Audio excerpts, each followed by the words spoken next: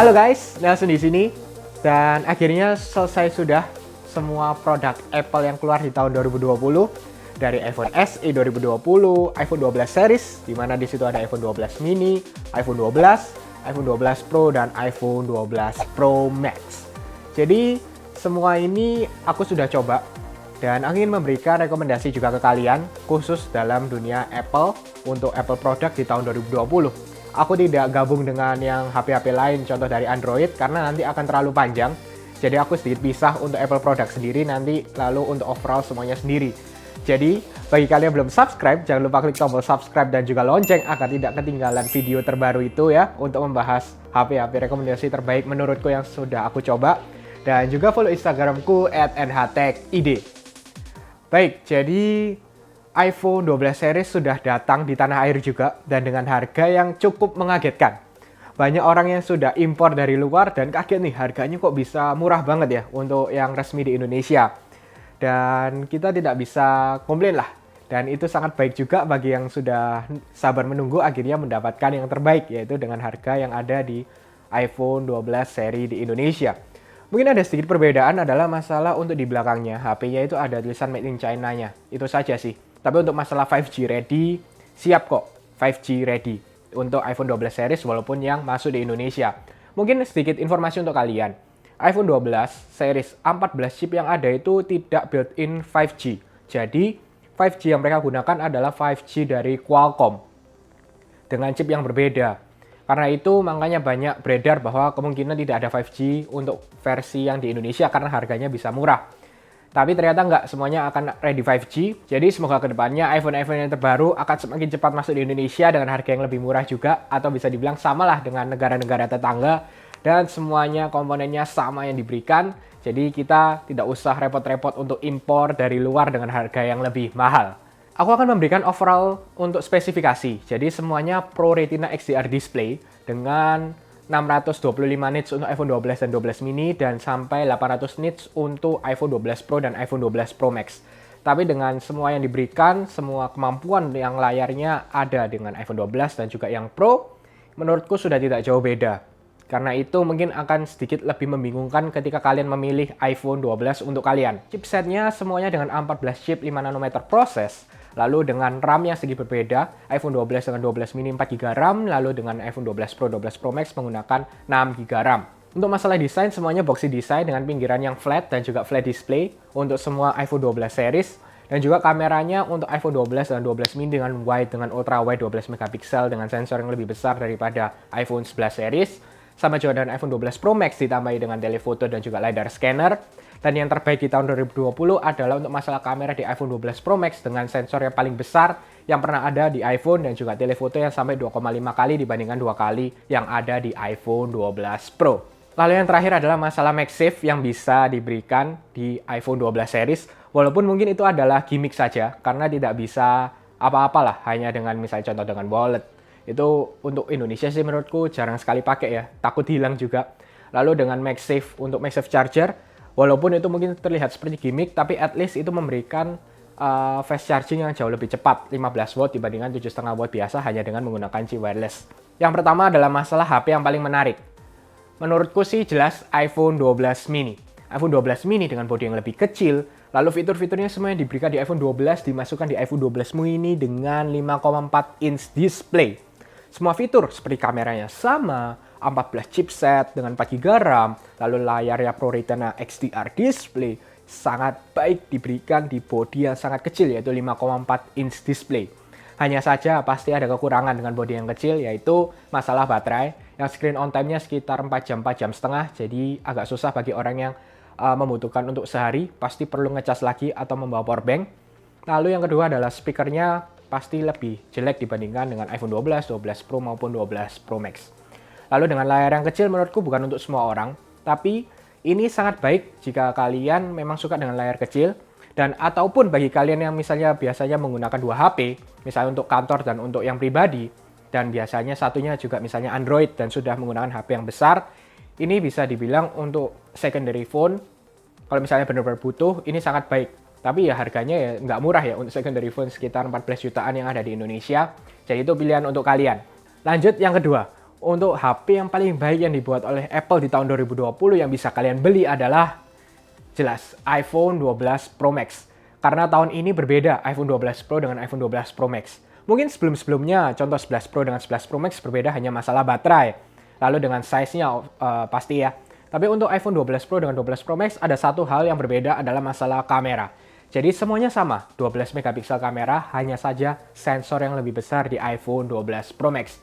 Jadi dalam keadaan yang lebih gelap, memberikan hasil foto yang lebih terang dan lebih baik dibandingkan dengan iPhone 12 Pro atau iPhone 12 yang biasa.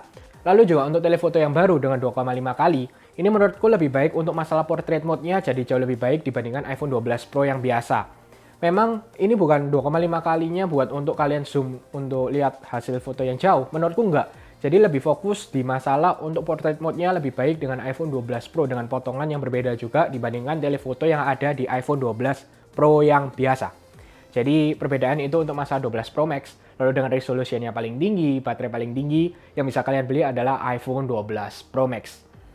Yang terakhir, atau yang ketiga, yang bisa aku rekomendasikan ke kalian yang paling baik menurutku ya, sesuai dengan word-nya, ini adalah iPhone 12 biasa. Karena dengan kamera yang diberikan, walaupun hanya dua guys ya, sama dengan iPhone 11 yang biasa.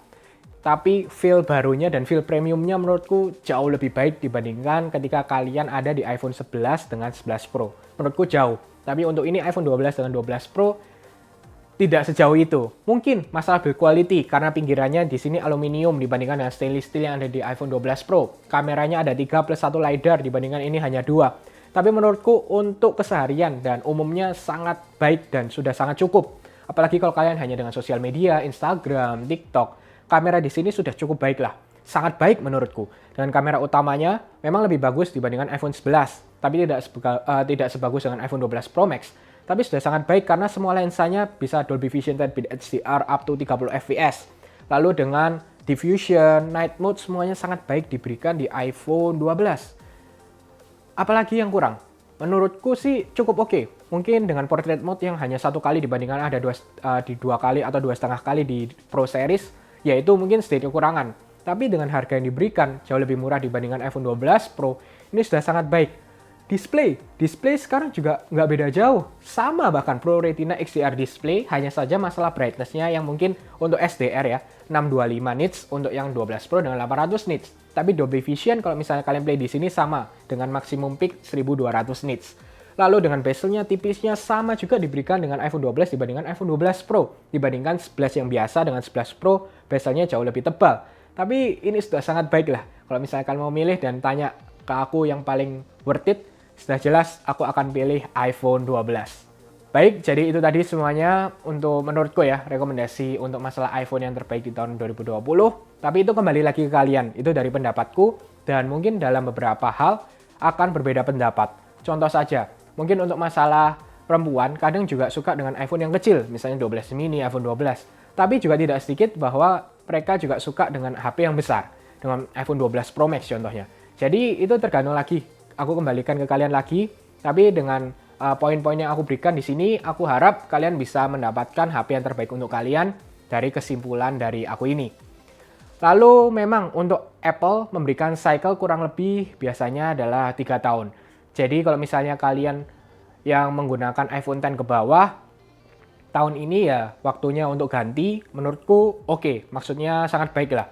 Kalian akan mendapatkan feel barunya, karena memang lompatan yang diberikan oleh Apple sekarang cycle-nya 3 tahun. Kita bahas sedikit ya. Untuk masalah iPhone X, lalu ke XS Max, XS, lalu dengan iPhone 11, itu mostly hampir sama feel-nya. Pinggirannya yang curve, lalu dengan depannya sama. Memang mungkin di iPhone 12 depannya juga sama, hanya bezelnya sedikit lebih tipis, sangat sedikit. Bahkan kadang kita juga tidak notice. Tapi ya untuk feel-nya ketika kalian genggam dengan flat display, flat frame, ini baru. Jadi kita bisa expect untuk 3 tahun ke depan, kemungkinan besar adalah masih sama dengan bodinya yang hampir mirip dengan boxy design. Mungkin masalah kamera dan mungkin depan bisa sedikit berubah. Nanti kita akan lihat. Tapi aku juga memberikan pesan nih ke kalian. Kalau kalian mau membeli, memang kalau misalnya kalian benar-benar butuh, ya belilah saat itu. Jangan menunggu-nunggu. Karena kalau misalnya kalian tunggu terus, teknologi tidak akan berhenti guys. Selalu akan ada hal yang baru. Bahkan sekarang pun kita sudah dengar nih rumor dengan iPhone 13 tahun depan dengan 120 Hz screen, lalu dengan frame baru lah, dengan layar depan yang baru. itu masih rumor dan memang pasti akan ada loncatan ya, karena kan 1 tahun itu juga bukan waktu yang pendek bagi teknologi. Jadinya kalian belilah sesuai dengan yang kalian butuhkan. Ya memang untuk masalah cycle-nya dari Apple ya 3 tahun, tapi ya tidak selalu kalian harus mengikuti itu. Dan memang kalau misalnya benar-benar mau yang feel yang berbeda adalah ketika kalian dari iPhone X ke bawah beli ke iPhone 12 series. Intinya sih aku tidak akan kaget kalau misalnya iPhone 12 ini menjadi HP best seller di tahun 2020 akhir ataupun nanti 2021 pertengahan. Bahkan sekarang saja untuk beberapa website sudah mengatakan bahwa iPhone 12 ini HP dengan penjualan tertinggi untuk masalah 5G. Bukan 12 Pro ya, 12 yang biasa. Memang awalnya kita sudah dengar iPhone 12 Pro itu penjualannya sangat cepat lah, banyak habis. Tapi ya memang awalnya pasti akan stop, lalu iPhone 12 yang akan terus naik. Sama seperti iPhone 11 di tahun 2019-2020 kemarin. Lalu untuk aku sendiri, aku memangnya memilih iPhone yang mana antara keempat itu? Sedikit hint, bukan iPhone 12. Karena ada beberapa hal yang akhirnya aku memilih iPhone yang aku gunakan sebagai daily driverku ini. Jadi tunggu saja video selanjutnya untuk pembahasan rekomendasi semua HP di tahun 2020. Jadi bukan hanya iPhone tapi juga dengan Android. Dan aku akan share ke kalian 2 HP sebagai daily driverku. Oke, semoga kalian suka dengan video ini. Jangan lupa untuk share, like, subscribe, dan sampai ketemu di video selanjutnya.